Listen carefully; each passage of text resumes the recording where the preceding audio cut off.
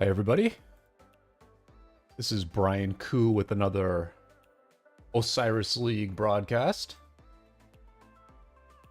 We've got a couple of very good matches in this 1900 UTC window. It looks as though the official ROK channel is, I believe they're casting this 1EE DVL match. And so a little life pro tip for you all is that when they zig, you can zag.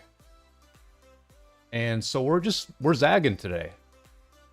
And we are going to cover the 60MX versus LX17 match. This rates to be a very good match. While we're waiting for it to start, okay, let's see if we can spectate here. 3 minutes. We got 3 minutes. While we're waiting, let's take a look at the betting odds on this match.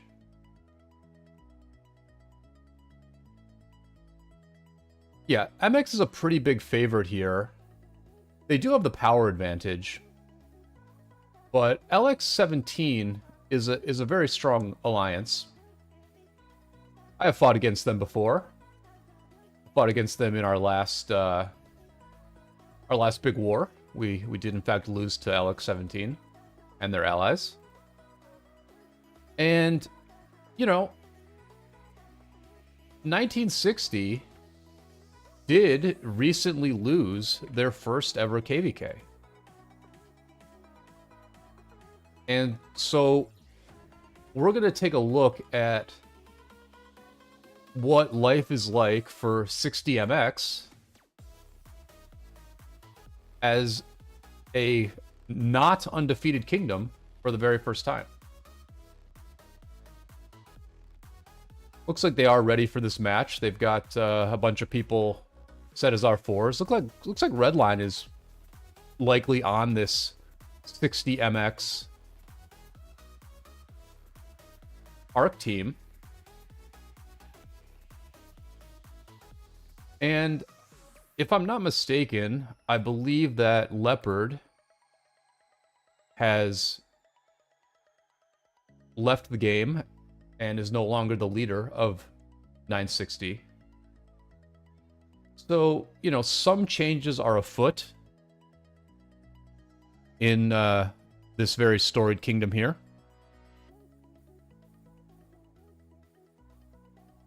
But, you know, they've had a ton of success in Ark of Osiris. And today we see if that success continues. Because they do have a pretty tough fight against LX17. Let's do a very quick check of LX17's status. See whether they're in KVK or not. You know, 960 is relaxing in the home kingdom.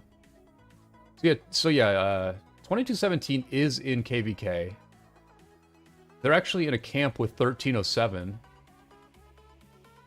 And so this is Siege of Orleans. Good old Siege of Orleans, which is where we also fought LX17. And how are they looking? How are they looking? It looks like they won the zone on the left side. And I'm guessing their opponents, which is the Imperium Kingdom up here, 1862, won the left side. So they're basically getting ready for Kingsland.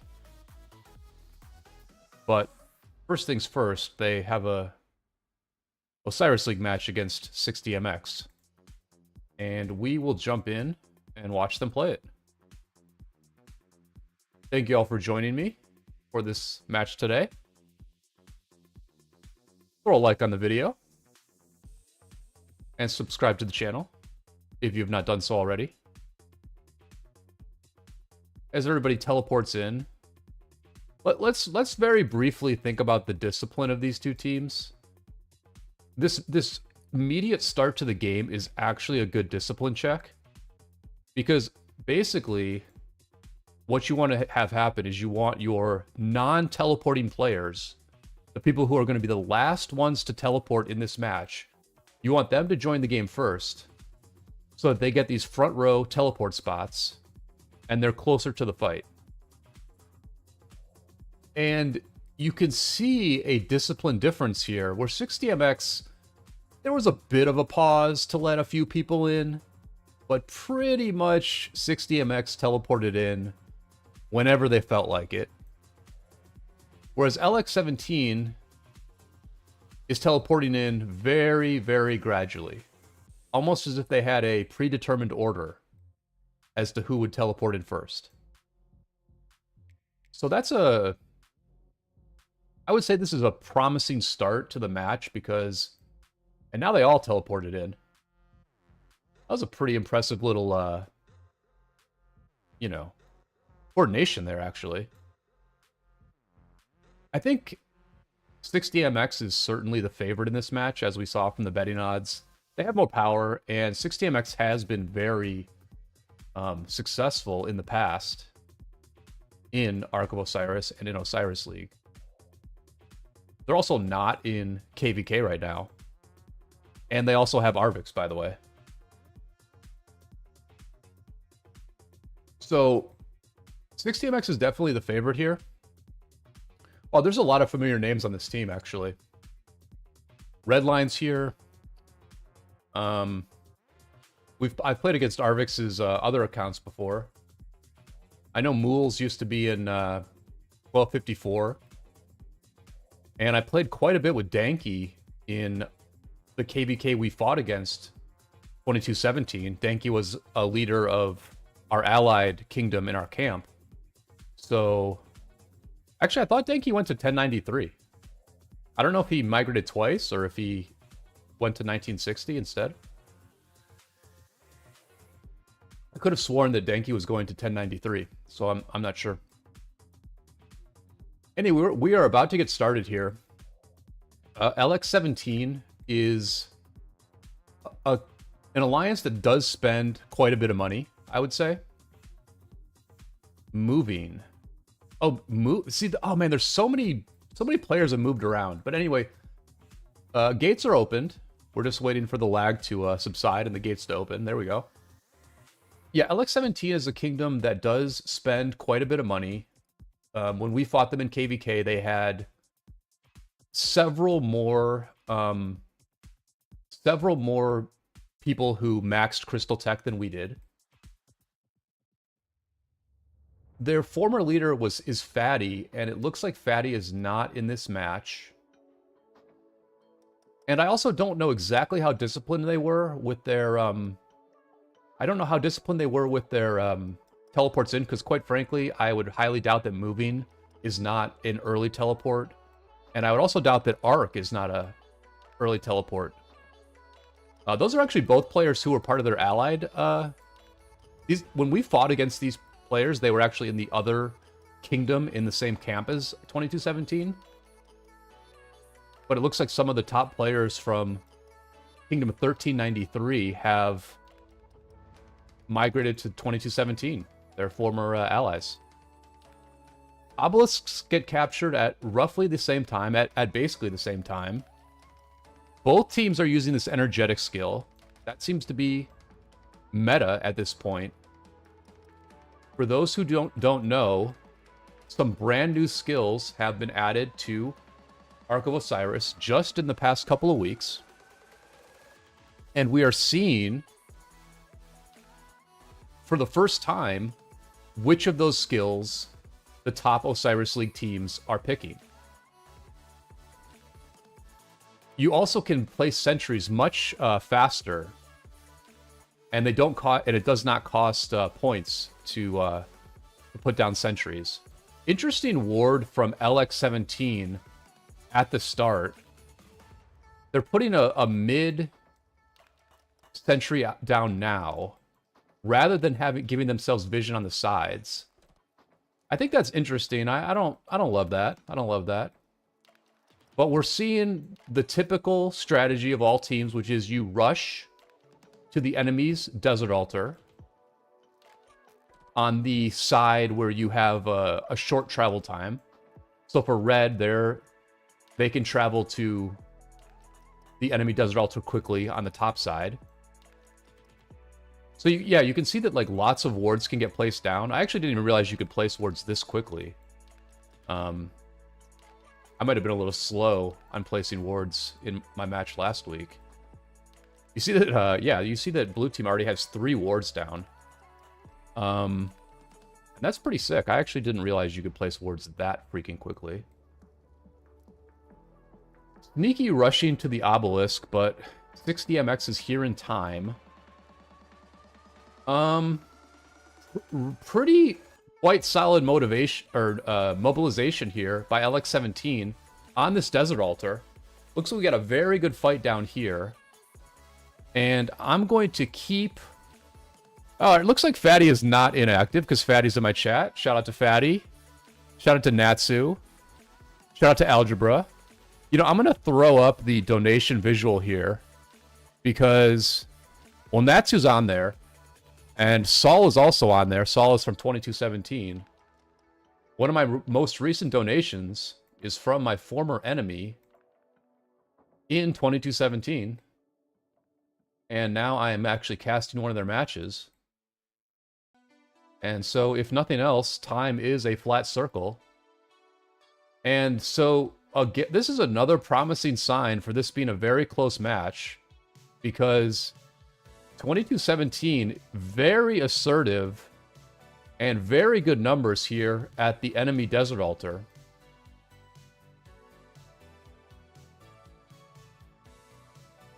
We weren't sure what we were going to see in this match from 60MX. I believe that in their pool play, in the preliminary play, I don't think that 60MX had 30 players registered for ARC.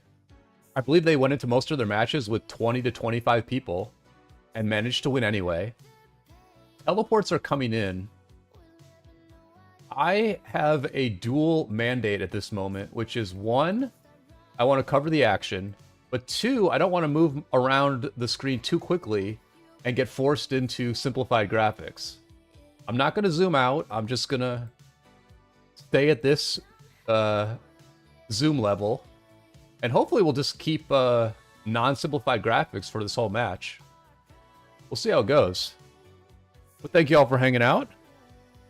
Brian Marcial Gatan, welcome to the stream. It looks like we got a good one. It looks like we got a good one. 60MX captures the Desert Altar here, but you can see that over here as well on the top side, 2217 has very good presence. They're just going to swarm this thing down. Although there's still a lot of there are still a lot of 60MX marches here as well. This side seems contested, but on the bottom side, 2217 has definitely opened better on the bottom side. They briefly took the Shrine of Life, and they do have a Yawn inside this Desert Altar. Doesn't look like a ton of people in here a few minutes ago. And so this is one of the things that I'm really going to follow throughout this Osiris League season, which is what is the value of actually capturing the enemy Desert Altar at the beginning. Because one thing I want to note is that there's a bunch of 2217 marches here at very low health. The arc is spawning in 5.5 minutes. And it's like if they don't, if these marches don't die soon, then they're just not going to get to mid on time. Now, another thing to notice is that this 60MX rally only has 660k troops in it, which means that one person joined Wulin's rally. And is it going to be enough to take this Desert Altar? They have 1 minute to take this Desert Altar, or else LX17 is going to get the first capture, and that is a 1,500 point swing. it looks like 60MX is going to get this Desert Altar. And this is kind of the thing that I want to follow throughout the Osiris League is how often does the enemy actually get the first capture on these buildings? Because look at what happened. Look at the situation that LX17 is in now. They won this fight. They did better. They did better on this side of the map. But look at the situation they're in. They're desperately trying to kill their marches and then get to the mid on time. And for these marches that did not teleport, it is going to be, they're going to get to mid late. They'll get there. I mean, they'll get there. Let's watch Daddy Rusk. Let's actually watch Daddy Rusk and see when Daddy gets to mid. All right? Because he'll get there. I'm going to assume that Daddy Rusk is a guy. You know? I know you're not supposed to assume, but I'm going to assume that. Let's see when Daddy Rusk gets to mid. Because really, you want to be getting there now. I mean, you never know when the fight mid is going to take place. There's advantages to getting to mid early. And by contesting this building for as long as LX17 did, they're just unable to get to mid early. Even though they did everything right. They did everything right. They had a good start. But what value did that good start actually generate them? I think that's a very open question. And look, this has been the meta for years. The meta for years has been rush to the enemy Desert Altar and fight as hard as you can to capture it at the beginning. But as I just watch more and more Arc and I start to understand the importance of timing, it's not just about winning the fights, it's about the timing of when you win the fights. And it just seems to me at the beginning of the game, the timing of taking this enemy Desert Altar does not bode well for the first mid fight. But this is what the game's going to come down to. It's going to be the mid fight. And look, 60MX has been a very strong Arc team for a very long time. There is no doubt that you have some major freaking whales here. You've got Redline. You've got Arvix. You've got Wu Lin. I don't even know if Wu Lin's big or not, but you get my point. You got JPX Space, right? You've got literally people who are potentially, you know, 2 people, 1 account, combining forces and combining finances to build very strong accounts. And listen, LX17 has some whales as well. They've got a lot of whales in LX17. But do they have the whales to compete with 60MX? We are about to find out. 60MX is really not messing around. All right, so this is interesting. Both teams have cast skills, but they're actually not fighting. Both teams a little cautious. They're going to literally fight at the temple. This is, you know, this is as middle of the battlefield as it gets. They're fighting right at the temple. Both teams have Bog Down. Bog Down has increased in energy cost, and yet people are casting Bog Down. I find that very interesting. There are so many good skills. I would rather have Total Vision here than Bog Down. But both teams are bogged down, and we have the first mid fight of this Osiris League match. And I am not going to zoom out because when I zoom out, it takes me to simplified graphics. So we're just going to stay right in here. We're going to stay in the pipe, 5x5. And it is looking pretty close at this point. It's looking pretty close. LX17 is hanging in there. They are hanging in there with 60MX.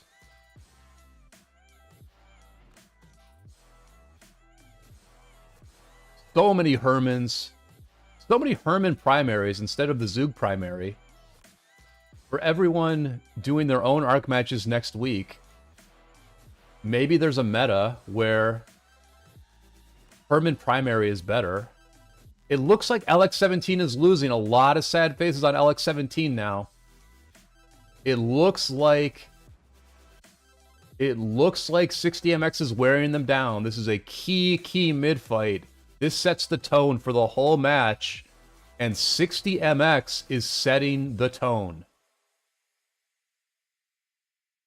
LX17 had the better start. They have a slight lead right now. They have a slight lead on occupation score, but 60MX has grabbed this arc very cleanly. Very few blue marches are able to reach this Belisarius. This Belisarius has a great run at it, and you know, one of the things about Arc is that for all the fighting, for all the building of your really strong meta marches, all your gear, all your armaments, all the skills that get cast, if somebody gets a really good run of the Arc right off the bat, that determines the fight more than any of those other things. So that could have been a very close fight, but if a player gets a run like Nuke gets right here, that's all that matters. And a pretty assertive win for 60MX there. You know, it's just too much to... These guys are too big to deal with. And I do think it's interesting that the Herman primary is being used rather than the Zug primary. Just Green Dude, welcome. The question marks are the skills that we have not seen yet. So, because there's only a 10-minute delay on this match, you know, people could potentially stream snipe and get information about what other skills their opponents have. And so that's why there's question marks on the skill bar.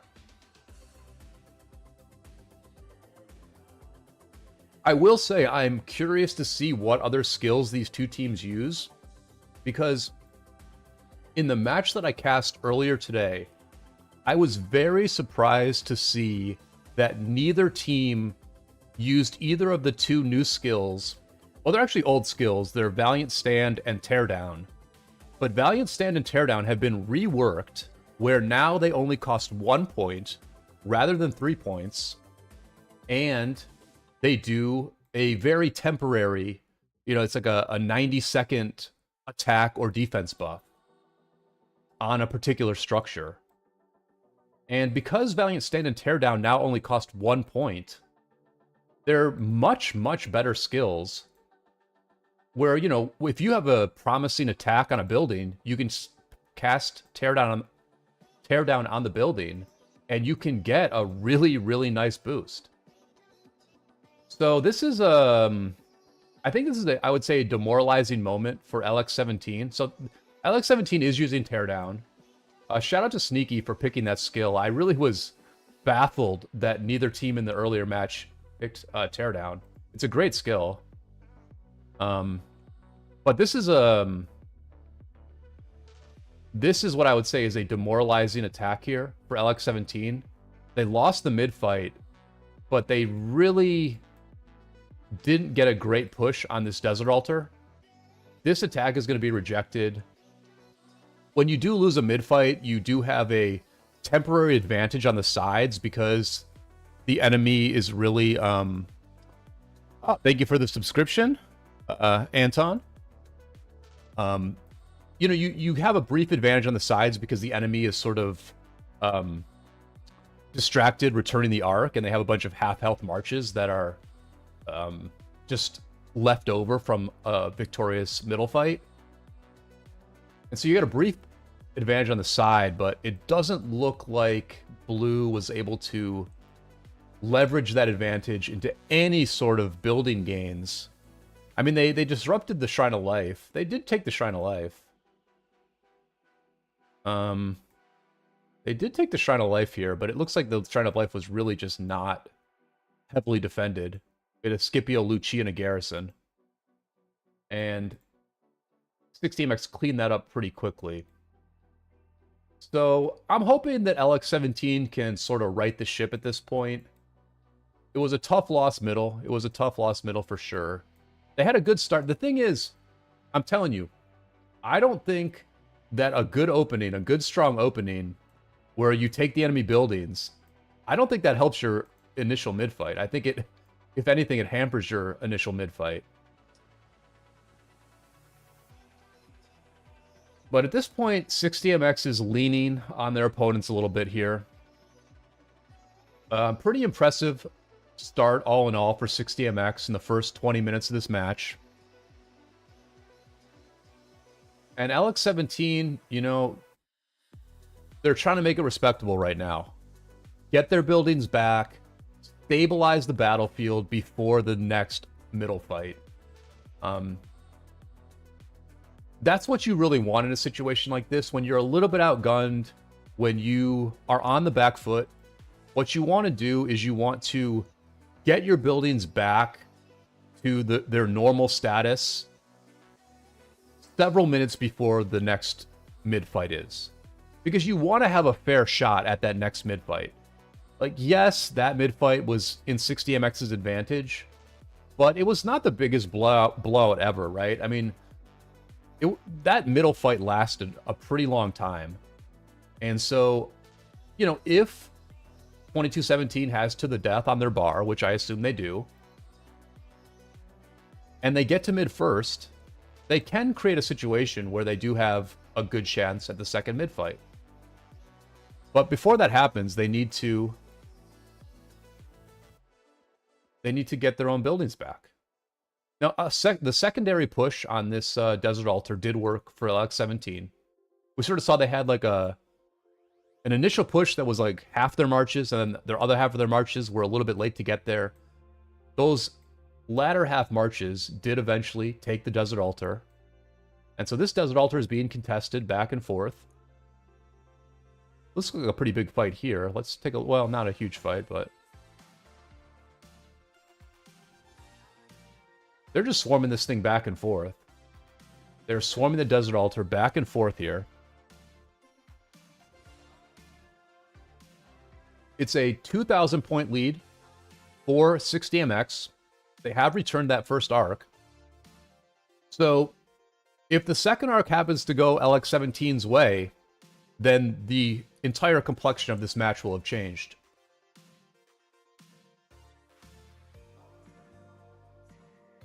And it does feel like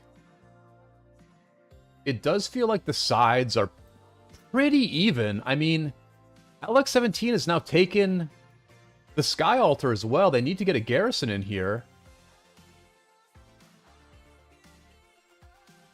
It looks like they might hold it. Nope, looks like Mools is going to swarm this thing back. They just were lacking a garrison in here. I don't know if a rally hit this or what. It looks like this is just a swarm fest. It looks like this is a... Okay, so here's the rally. The Henry Asher rally against the Gorgo Constantine. The rally was a little bit bigger. And with the swarming, they did manage to get the building down. But it was not a convincing victory. What you really want on the sides in a building is you want a convincing victory. Boy, these garrisons, man. These garrisons. This is an absolute swarm fest, a back and forth swarm fest, and no one seems capable of getting a garrison in these buildings. There's the garrison. There's so much going on that Godric North is not bringing his garrison to this Desert Altar. We forgot to see if Daddy Rusk got to mid in time. There is so much going on that even I cannot maintain all my priorities.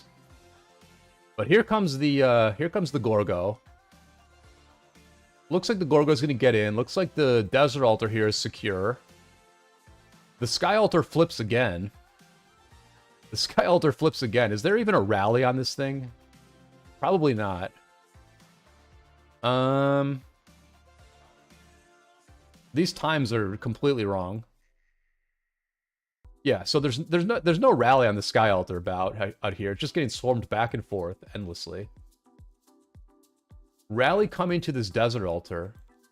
You know, here's the issue, right? Here's the issue. All these marches from LX17 are going to get to mid-late. And they're in no position to die. All these marches need to run to the Shrine of War. They literally need to run to the Shrine of War right now. I mean, they are just in really bad position. timing-wise. Like, look, they defended their building, they did what they were supposed to do, and they're going to defend the building again, but they are not going to get killed from swarming this cavalry rally. And then they are just SOL as far as a mid-fight goes. They're SOL. So it's not just about the fights you win, it's about the timing of the fights. Because I can tell you right now, just looking at all of these LX17 marches that are at half health and looking at the timing, I can tell you right now that I think 60MX is going to win this next mid-fight. I just think they're going to win the next mid-fight. I mean, these guys are marching home. They're all marching home. They should have been marching home a minute ago. This was an easy defend. Very easy defend. If you're going to march home, you should have been marching home a minute ago. Whereas, like, you know, Blake's already home. Blake is already home. Blake is going to get to mid before all of these marches. Look at all of these marches that are still walking home. Mid is in 3 minutes. LX17 is aggressively posturing. They do not have vision. LX17 does not have vision of 60MX. They do not have. They have no idea how many marches are gathering here. The siege is getting set up. The siege is going to poke. The siege is going to poke these guys. Matterson is scouting, and he's going to see Margaret. He is going to see Margaret, and he's going to be like, "What is going on? What is going on?" So he's scouting. Matterson is scouting, but kind of interesting from 60MX. They're not even showing all their cards here. They had one player, Riley, kill the scout. And LX17 is very aggressively postured up, but they do not know the numbers of 60MX, while 60MX knows exactly the numbers of their enemies. And if I'm 60MX, call me crazy, but I'm attacking in right now.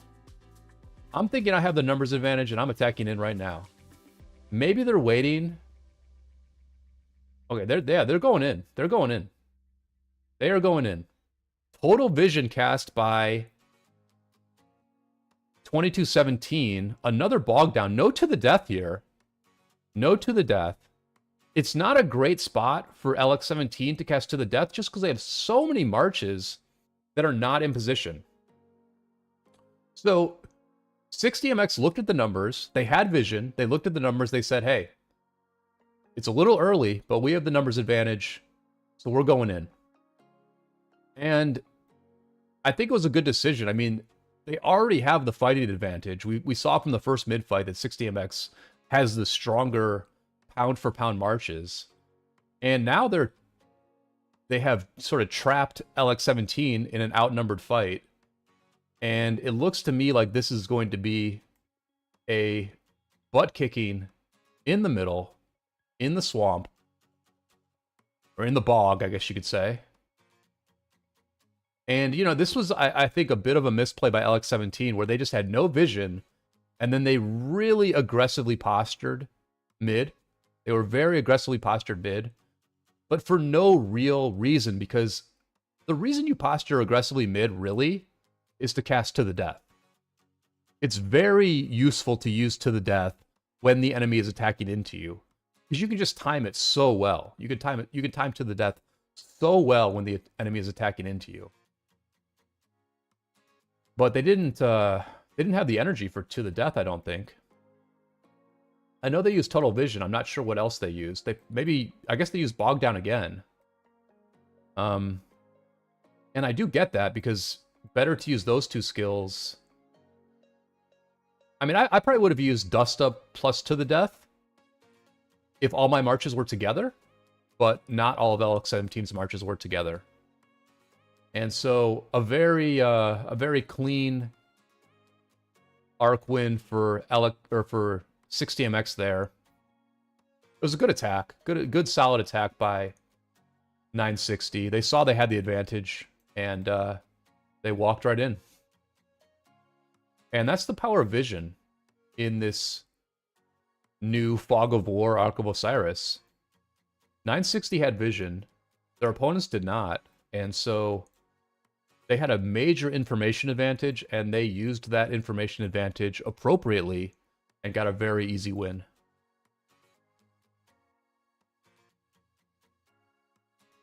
So we're at the halfway point of this match. It's a fairly competitive match, but at this point, I feel like 960 not only has the confidence advantage, they have the points advantage, but I would imagine that 2217 is a bit flustered. You know, when you lose a mid-fight that badly, it's a real morale blow, and it's just hard to it's hard to create a scenario where you somehow win the next mid-fight. And I'll just throw something out there. I'm just going to throw something out there. All these marches that were mid. Imagine if all these marches mid just took all the outposts. Like, imagine just taking the middle outpost. Maybe go over here. Maybe this thing's lightly defended. No garrison commander. I mean, shout out to LX17 for having a YSS Theodora in the middle outpost. Pretty good, pretty good. And also pretty interesting that 60MX is rallying with Justinian Nevsky. I would have to imagine the reason they are rallying with Justinian Nevsky is because they simply don't have enough archer rallies. You know, an Ashurbanipal rally would certainly be better than Justinian Nevsky. But I would argue that Henry Zug is a better arc rally than Justinian Nevsky. The Justinian Nevsky just, it's more swarmable than Henry Zug. It's not like, you know, Justinian's like a little bit tanky, I guess, and Nevsky's a little bit tanky, but, yeah, the Justinian rally is just not meta in high-level Osiris League play. But it seems like 60MX has a lot of Gorgos, at least. Yeah, they're definitely... Yeah, where's the Arvix rally, right? Where's the Arvix rally? I'm sure Arvix has Ashurbanipal. Maybe not, maybe not. Yeah, so 60MX is definitely strong with the Gorgo Heras and the Gorgo Constantines. Maybe not at this Shrine of Life, because this Shrine of Life has been lost a number of times. I imagine they're going to swarm it right back again. But it looks like 60MX... Boy, have we seen them really rally on this bottom side much at all? I guess they are rallying. But not a lot of offense. Not a lot of offense by 60MX on the bottom side. The top side definitely seems stronger for 60MX. Redline needs to get the gang organized here on the bottom side. Because they have been losing their buildings. They're holding the Ark. And the reason to hold this Ark essentially is that if you just hold it, and ensure that this is going to be a 3-arc game, then 60MX essentially has locked up the win, because they will have a, you know, 7,000-ish point lead. And so even if LX17 captures the 3rd arc, 60MX will still win the match. And so that's the reason you hold this arc, even though your team has been dominating the mid.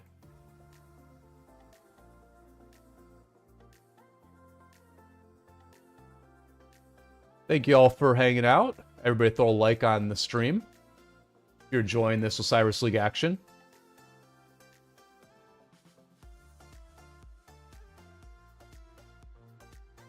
This is the no garrison.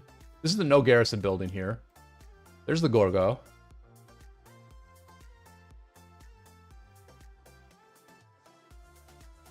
And LX17 takes this Sky Altar again. So, I mean, what do we make of 60MX? Because, you know, listen, this is just the first week, And 60MX is a team that has finished in the top 4 in the past in the realm of Anubis. I almost want to say they've made it to the finals against 60GT before. And so we're watching a perennial top 4 team here in 60MX that has had some personnel changes. The king of 960 has retired from the game. I believe there have been some other departures from 960. I'm sure this is still an incredibly strong kingdom. But this is an interesting transition period for this group. And, you know, they are losing their buildings rather frequently to LX17. And it's not like LX17 has been casting to the teardown all that often. They've been getting these buildings without teardown or anything like that. If I were 60MX, I would seriously consider putting Valiant Stand on my toolbar. Valiant Stand costs 1 energy point. It gives you something like a 50% defense boost on a building for something like 90 seconds. And the thing about Valiant Stand is that it's very easy to use. It's one of the easiest skills to use correctly in this game. You just notice that a building is under pressure. You notice that the building might get lost. And you just throw Valiant Stand on there and get very good value for it. And the thing about Valiant Stand is that even if you lose the building, like you can cast Valiant Stand, you can use that 1 energy point. But even if you lose the building, you do way more damage to the enemy along the way. And that means that there are fewer enemies in the garrison, and the marches around the building have less health, which makes it easier for you to take that building back. So you're getting value for that Valiant Stand, even if you lose the building. And, you know, if 60MX is not quite as sharp as they were in past Osiris leagues, Valiant Stand is a nice band-aid to put on to make the sides a little bit more stable, and then 60MX can continue to dominate the middle game as they have done in the past. Because, you know, they might have newer players. You know, who knows what the leadership is like compared to what it was in the past. I mean, maybe the leadership is the same. I really don't know. But, you know, you still have all those players that have dominated middle fights in the past. And mid really comes down to account strength. So, you know, yeah, it's going to be interesting to bet on or against 60MX going forward. I think, you know, it feels to me like this is a team that you could bet against in the right situation. If they're up against like a very good team that can compete evenly with them in the mid, you know, I think there's going to be times where 60MX is going to have less power than their opponent, but they're going to be favored in the betting because people are just going to be like, oh, it's 960. Like, of course we're going to bet on 960. And I think in those cases, we might be able to fade this team along the way. And, you know, I'm not trying to fire shots or anything like that, but they have definitely lost some buildings a lot during this arc.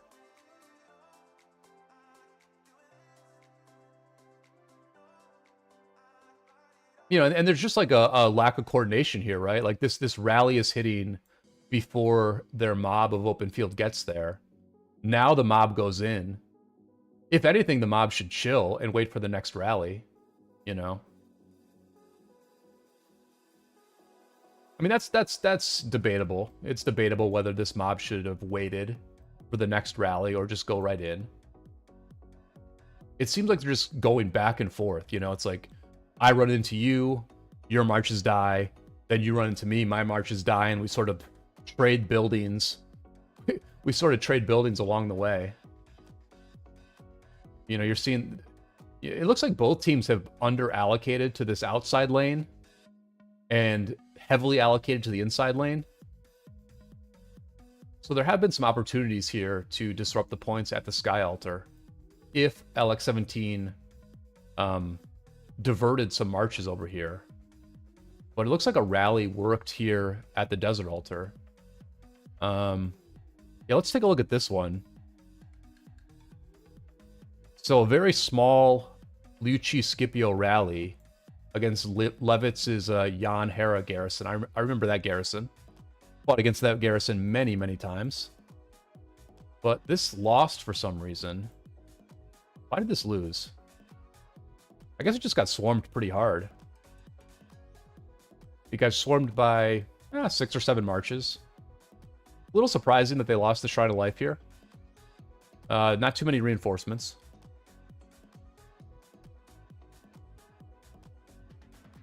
But you can see what happens when the enemy barely takes a building from you. You know, we just watched a very close report. And at that point, it's very easy to take the building back. Like, yes, they disrupted it. Yes, they disrupted the capture. But you're not getting screwed. The thing that screws up your tempo is when the enemy very cleanly takes your building. Maybe you forgot to swap to the garrison captain. They have a full rally, and they cleanly take your building. They then have a full garrison, and you have to organize a real attack to take your own building back. That's the kind of thing that messes up your tempo. But if you just have to, you know, walk one person's murder ball over here and swarm the Shrine of Life back, that doesn't really mess up anything.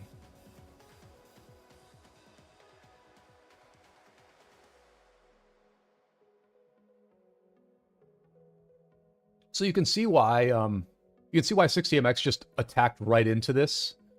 The next rally did come very quickly, and they used that time to sort of clear the blue marches out, and then get actually a very nice push on this Desert Altar. I wonder what the 2 remaining skills are for 60MX. One is certainly to the death. Both teams have not shown to the death. But I wonder what else 60MX has on their bar. I can say with relative certainty that they have not used... It's not Teardown or Valiant Stand, because there have been plenty of opportunities to use Teardown and Valiant Stand, you know, at this point in the match. Big fight here around the Desert Altar. In the context of mid in 4 minutes. Both teams with the aggressive sentry wards. I do like these wards. You know, it's interesting. These wards used to be really good because, you know, it was just unlikely that the enemy would sort of place a very defensive ward to anticipate and scout this ward. But now that wards are very cheap and you can frequently place wards or sentries, I think these wards are not quite as good, these aggressive wards. Because if I'm placing wards on either of these teams, I am 100% placing a defensive sentry on my side of the temple, and then I'm sniffing out this sentry and destroying it post-haste.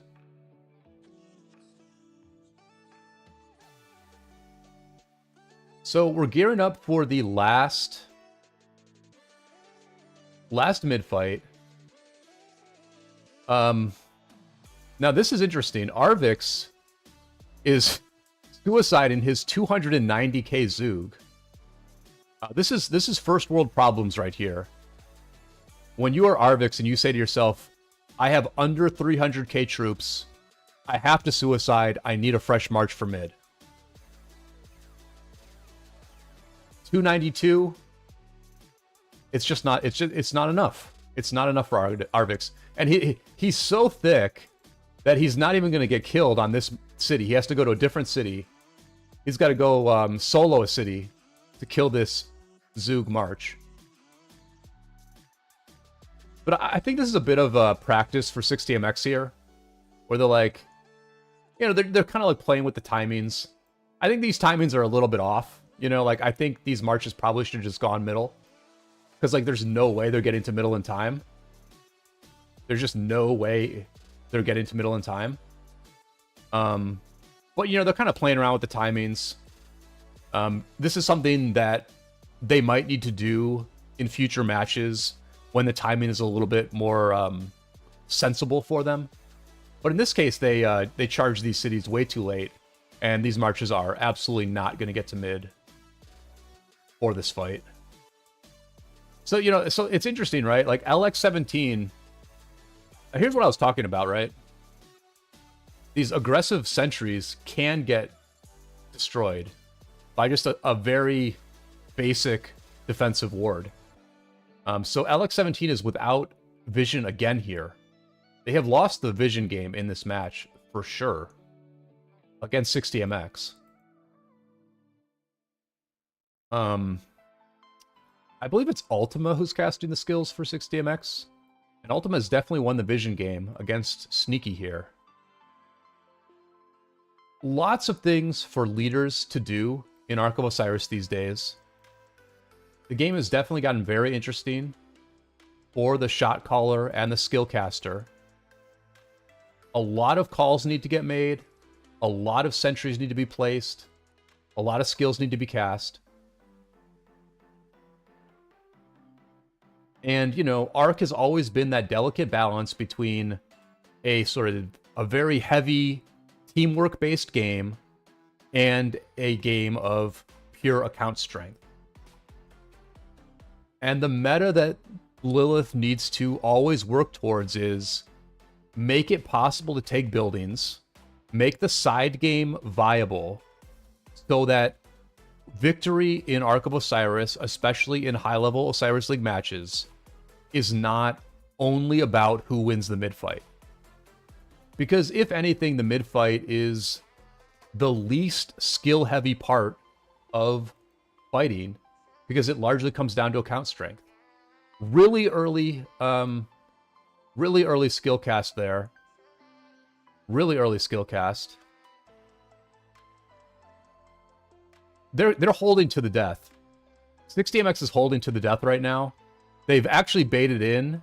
They have baited in LX17. You're going to see to the death here. Oh, I guess not. They're going to use Bog Down. And there's to the death from LX17. Okay, so I actually like LX17's skill use better there. I'm really surprised that 60MX did not use to the death.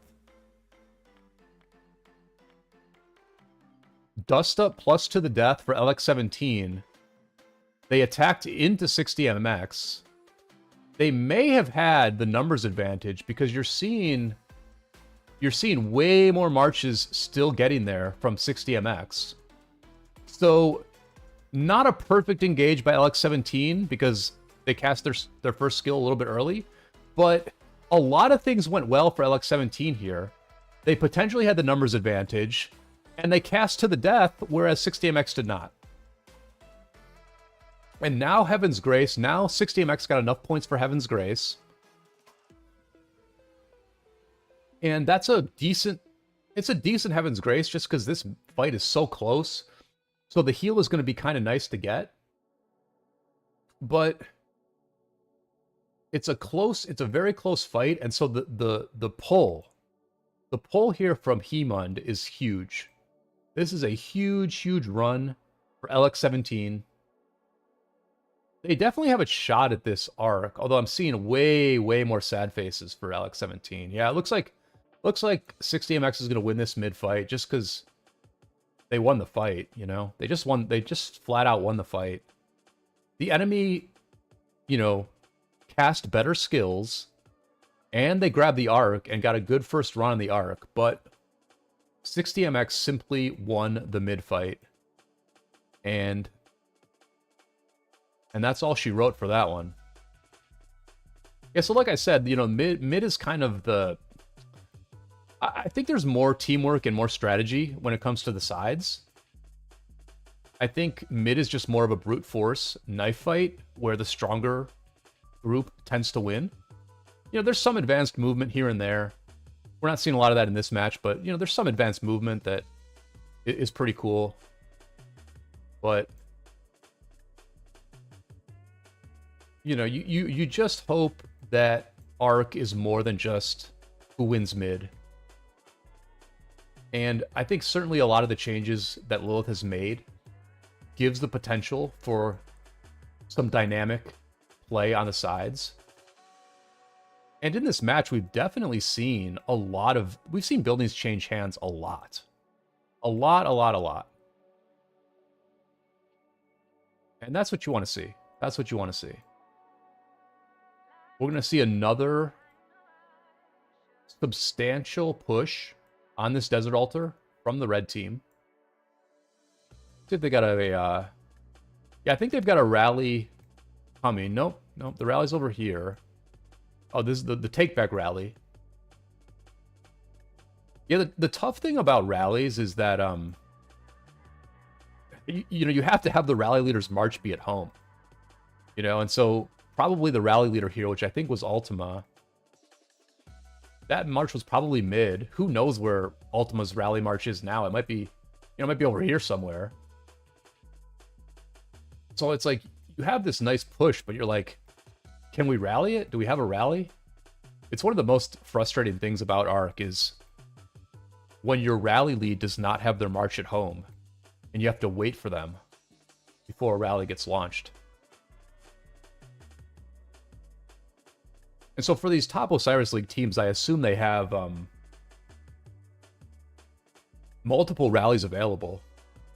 You know, if you're an account that has maxed legendary, or, you know, full legendary gear on 7 different marches, I feel like you just leave, you leave the if you're Arvix, right? If you're Arvix, you just leave the Justinian Nevsky at home. You put the full legendary gear and good armaments on the Justinian Nevsky. And in a situation like this, where your normal rally lead is not at home and can't launch a rally, as soon as Arvix has one march home, Arvix just launches a rally instead of the normal rally leader. Yeah, so there's Ultima's march. I mean, maybe this is a rally. I don't know. I don't think it's a rally. So Ultima's march was just sort of in the field there.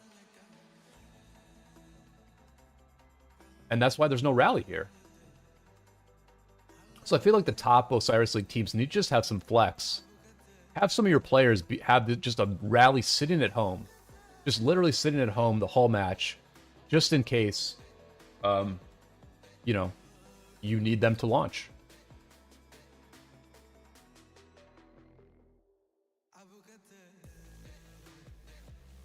Seven minutes left to go in this match. Really, the entire the difference in the score is entirely from mid. If anything, LX17 has won the sides. There's a third arc, so that's gonna be 10,500 points from arcs alone. If you eliminate 10,500 points, this is, you know, essentially a tied match. And so the sides have been even. The sides have been back and forth the whole way. LX17 actually has a Yan in this building. They might have held this building for a while and I did not notice, because there have not been very many fights here. So it's possible that blue team has been holding the Shrine of Life for several minutes now. They do have it, you know, fully occupied and whatnot. Also worth noting, I'm sure most people realize this, but the buffs on the Shrine of Life now are extremely good. March speed 5% plus health 5% is literally better than what the Shrine of War gives you, which is 5% attack and 5% defense. So in terms of the mid fight, in terms of getting to mid quickly, the Shrine of Life is quite important. And we can certainly say that LX17 has won this outside lane here. You know, of all of the 4 lanes in this match, I would say that the most dominant lane has been this outside lane for LX17. And I don't know if they over allocated to this lane. I never see all that many people here, but it's almost like they have, I don't know, 3 or 4 players, maybe 4 or 5 players over here. which is slightly more than they have on this outside lane over here. And that's been enough to really dominate the outside lane on the bottom side. I mean, look, you can scout teams in Ark of Osiris, right? You can scout teams. You can see where they're soft. You can see where they over-allocate. You can see where they under-allocate. And, you know, nowadays, in this season of Osiris League, for the first time ever, there are video replays of basically every match. So any team in Osiris League can go back, watch what their upcoming opponent does, and game plan against that. And I think people could certainly game plan against what 60MX did in this match. At the same time, 60MX can go back and they can adjust as well. So we do have a real esport here. Ark remains an extremely good game format. For those who have been around Rise of Kingdoms for many years, Ark of Osiris came out very early on. Ark of Osiris actually came out before Lost Kingdom came out. We had Ark before we had KVK. And from the very beginning, Ark has been a good format. Lilith has continued to lean into the format. They put a lot of effort into the Osiris League, obviously. And they've made some very good changes. The Fog of War is a good change. I don't know how I feel about the Sentry changes. I thought, you know, Sentry placement used to be, you know, like really important. You had to make some really big decisions about where to place your Sentry because you didn't get another one for another 6 to 8 minutes. Now you can place tons of sentries, so it's a bit more about counter warding the enemy, placing sentries so you can destroy their vision. I think the sentries could be dialed back a little bit. Maybe increase the cooldown, or maybe make it so that you could only store up 2 of them at a time. Because, I mean, this is a little bit... It's a little much, I would say. To just have 3 sentries just sitting around. Now there's 2. This one wore out. But yeah, you know, the Fog of War is great, and I think these new skills, Teardown and Valiant Stand, making them 1 point each, I think that's very good. I'm surprised we're not seeing teams use those skills more often. But I think at the end of the day, teams are really, you know, they're still just very focused on mid. They're very focused on having as many energy points as possible to make their mid fights successful. And we'll have to see how things evolve as Osiris League goes on. Because there may be merit to focusing on the sides a little bit more. Especially if the enemy isn't using Valiant Stand. Like, if you have Teardown and the enemy doesn't have Valiant Stand to counter it, I feel like you can do some really interesting things on the sides on the offensive end. But we shall see. We shall see. We have a long season of Osiris League ahead of us. We've got group play. Then we've got the actual playoff bracket. And then even after the realm champions have been decided, the top teams from each realm then go on to a whole nother Osiris League playoff system where everybody has identical marches. And they do a whole additional season of competition. So we're just getting started here. I hope to bring you quite a bit more Osiris League action in the future. I'm hoping to also follow up on my Osiris League betting success from last season. There's already been a few people asking for my bets this year. I'll show you how I did in the first week after this match ends. I was a slight winner. But I'll try to help you all buy out the shop once again this season. And hopefully watch some very good action from the best teams to do it.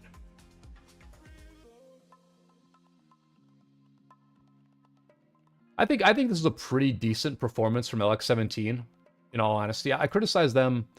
I criticized a few things they did, but honestly, they basically tied 6DMX on the sides, and that's quite impressive. That is quite impressive. There were some mistakes in the mid stuff, and they were just outgunned in the mid, but I would say it's pretty impressive that they managed to tie them on the sides. And they gave 6DMX a nice little test here in the first week.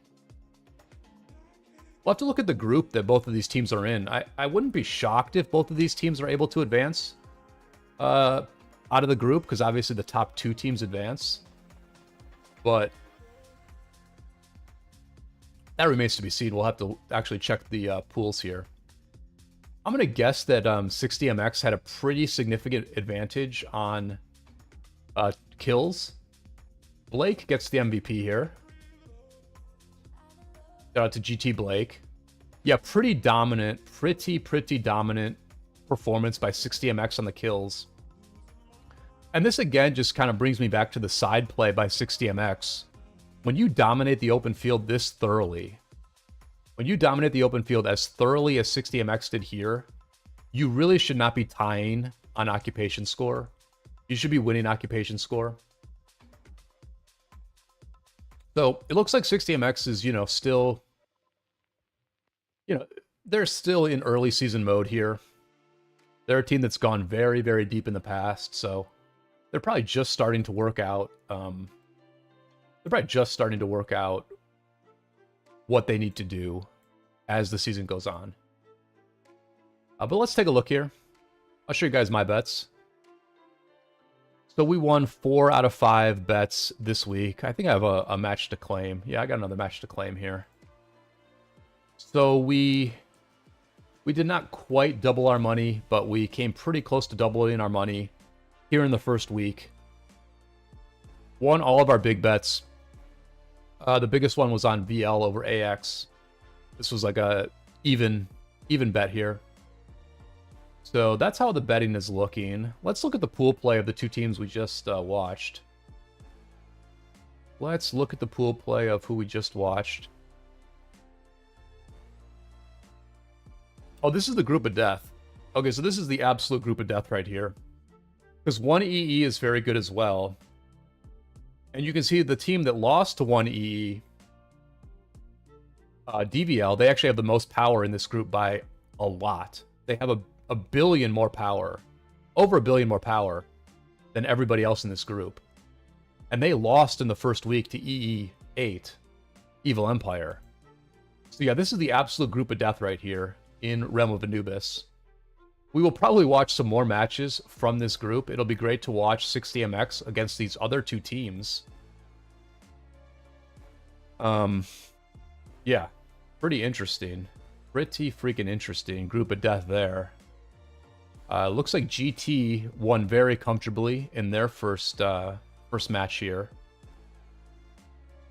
And yeah, Anubis is really strong this year, actually. I think in the past, Horus has been stronger, but with the fall of 1V and the regression of JST, I do think Anubis is probably the strongest realm at this point.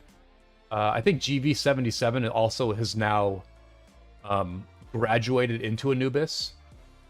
So you've got GV77 here. You've got 2489 here. You have 2429 here as well. And you've got 1960. And you've got Evil Empire. So, yeah, Realm of Anubis is absolutely packed this year. Algebra? Yeah, we did pretty good first week, Algebra. We did pretty good first week. Yeah, so because Realm of Anubis is so strong, you see a lot of teams have still bet on 60 GT. I suppose you can't go wrong with 60 GT, but